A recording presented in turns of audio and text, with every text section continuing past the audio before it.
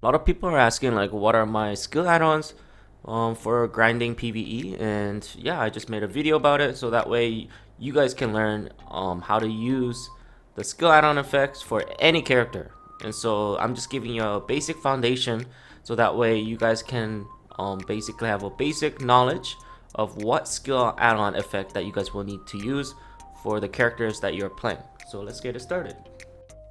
If you want to change your skill add-ons anywhere, anytime you want, just press escape, go to war and battle arena, and then you can press 1, 2, 3, 4, 5, 6. And in that way, if you do so, you will be arriving at this location, and then just come to this guy and then just click skill add-ons, and then you can just basically change all the skill add-ons whatever you want from this guy. Make sure you have secret Book of Old Moon active so that way you can freely change skills whenever you want. If not, it's gonna cost you 1 memory fragments per skills, and so just keep that in mind. There are 3 types of tiers, tier 1, tier 2, tier 3, and that basically means if I'm looking at monster damage, tier 1 would be 10 damage, and tier 2 would be 20, and tier 3 would be 30. So what you guys want to do, for example, if I'm grinding for PVE, I want to make sure I'm using the monster damage because it gives the most AP in the game, and you want to look for those. And so for example, if I was ninja and just go to skill add-ons and click this, and you just want to keep clicking until the extra AP monster is plus 30 instead of plus 20. So this is tier 2. So ankle cutter is tier 2. Red Rain is tier 2 as well, and just keep going until you find it. And for me, it's Blade Spin and Black Moonlight. So if I click on those, I will have 30 AP of extra monsters. And so that's the stuff that you guys want to use when you guys are grinding. If you have damage, I recommend you guys using PVE monster damage, accuracy, critical hit rate, attack speed, all defense, evasion, -3 or 4 or 5, and back attack damage, down attack damage, air attack damage, and critical hit damage.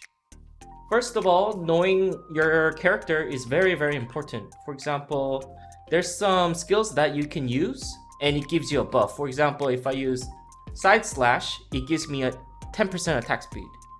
And if I do the slide attack, then it gives me down attack damage 10%. And just knowing all those skills for your character is very valuable, and it's really important because it can also help you figure out what skill add-on you want to add to your skills. For example, like Prime Fatal Blow gives me 12 AP, right? And so that's the skill maybe I want to use.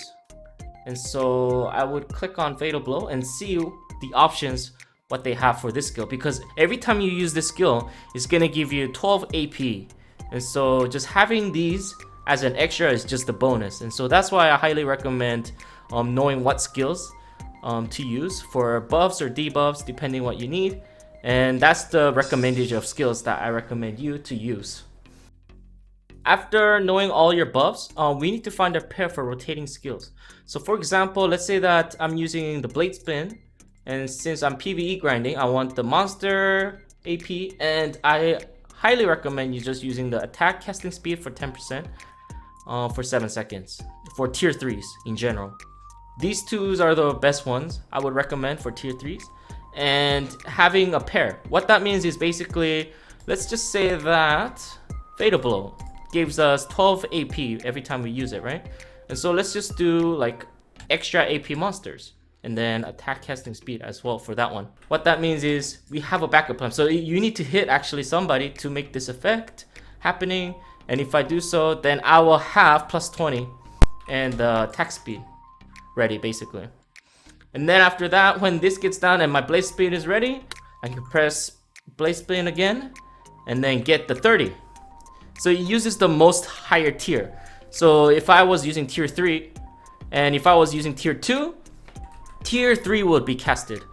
And so if I use the blade spin and if I use the fatal blow, as you guys can see, the higher one is equipped instead of the lower one, and it disappears. And so just make sure, keep that in mind after you guys use the blade spin or the tier 3 skill. and you just wait for 7 seconds. And then after that, you can use like Fatal Blow for 3 seconds, and then you can still get that plus 20 AP against monsters for that 3 seconds. And then when the Blade Spin is ready again, you guys can use the tier 3 skill again and just repeat. And you guys can constantly have that AP against monsters plus 30 and the 10% attack speed. So when you guys are using the debuffs on enemy like monsters, mobs, I would recommend using the all defense minus 10 or 20s, or evasion 3%, 4%, 5% on your AoE damage. For example, like Blaze Spin would be great, right? If I was right in the middle, you would hit all of these guys, and so that would be a really good skill. Also, Red Rain would be a good skill for me because it has a really nice AoE, right? And so those are the skills that you guys want to use for debuffs. And so for here, I would definitely use the Red Rain, right? And then go down and then use all DP minus 15, all evasion minus 4. For back attack, down attack, air attack, critical hit damage, I recommend these skills on your skill that has only like 5 seconds. For example, pressing K for me. For me, I would be using Shuriken because it only has 4-second cooldown. So if I click skill add-ons and then use this and then find Shuriken and just hover it and see how many cooldown they have, right? And you want to find the lowest cooldown as possible for those. Seems like I already have it in here, yeah, right there. So if you just click on that, and so I would recommend just using critical hit damage. I would recommend using like back attack or down attack, anything, or air attack, whatever you desire. They're all good, but I recommend the critical hit damage and back attack damage because you're usually in the back of the mobs. And so after that, skill add-on, boom, and every time you cast, 5 seconds, right? So for 5 seconds, you guys are going to have that much crit hit, and then I can keep spamming that, and I can constantly get that 3% of critical hit damage, which is very, very nice buff and really, really nice to use. Skill add-ons can be always be different. If you need defense, then you can add defense on your skill add-ons. If you feel like you're going for evasion build and you need evasion, then you can go for evasion build, and so on. And so there's always open-minded when it comes down to skill add-ons, and things can always change and the meta changes all the time. Let's go over everything what we learned today. There are 12 slots for skill add-ons. 1, 2, 3, 4, 5, 6, 7, 8, 9, 10, 11, 12. For one of those 2 slots, I would recommend using the monster damage and the tier recommendation for tier 3. And if you don't have the tier 3, you just use tier 2s. That's totally fine. Going along with that, I would also add the attack speed as well, 2 slots. Tier 3 recommended and tier 2 if you don't have it. And that have use that as a nice circular motion, so you will be constantly buffed for the attack speed and monster damage. After that, going along with all DP, all evasion for debuffing, and you want to use that on the AoE skills, and that has a low cooldown, so that way you can cast it as many times. After that, crit hit damage and crit hit rate would be recommendation, 1 slot each, and that would be on a short on cooldown. After that, you can add anything else you want. You feel like you need more damage, you can do the back attack damage, down, air attack, whatever you want from there.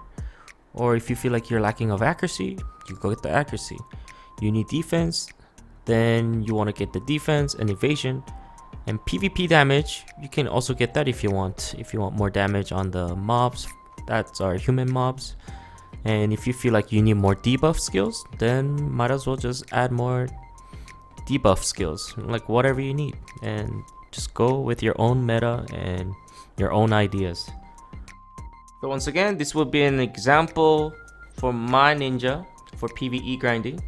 So I do the easy rotation. I use the Black Moonlight, and if the 7 seconds cooldown disappears, then I'll be using my Blade Spin to fill it up again, so I can fully always have buffs activated 24/7 for my AP against monsters plus 30 and the attack casting speed. And so if you guys don't have the 2 tier 3s for that, I would recommend just going for 2 tier 2s for both of them, because if you have one tier 3 and one tier 2, if you use one tier 3 and then use it for 7 seconds, like, and you have 2 seconds left, and then if you actually use the tier 2 node tier, then it kind of messes up, and if you use it too soon, it doesn't stack, and it just disappears. And so it's really important to know that if you time it right, then it's okay. But if you don't know that timing, I just recommend you guys just using the tier 2 buffs, and yeah, just go from there. And then Malice is the shortest cooldown for me and the highest tier, and so I put the 5 seconds skills, for example, like critical hit damage, and I do need my critical hit rate, and so I actually just added my 20% there as well. And then I use 2 skills for debuffing my enemy, all DP minus 15 and all evasion rate minus 4%, and that's tier 2.